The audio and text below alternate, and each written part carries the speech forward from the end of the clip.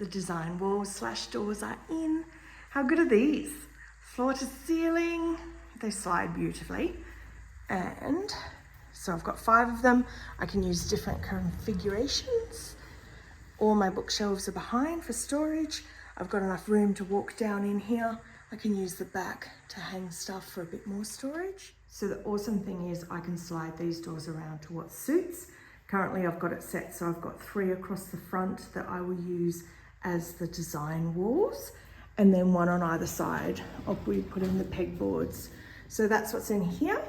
So this is acoustic pin board. I think they use it for like soundproofing and things, but you can actually pin into it. And then I've got the pegboard behind it. It's white on the other side. So the plan is for the doors out here, the 2 end doors will have pegboards, and then the 3 middle doors will be the design walls with the acoustic pin board, and I'll cover that with batting. And I have to say a special thank you to Irene of Sugaridoo for her inspiration with these doors. She has them in her studio and they look amazing. And Irene was kind enough to share some suggestions and hints and tips for when I was setting mine up. So I'm very grateful. You have to go check them out on her studio as well.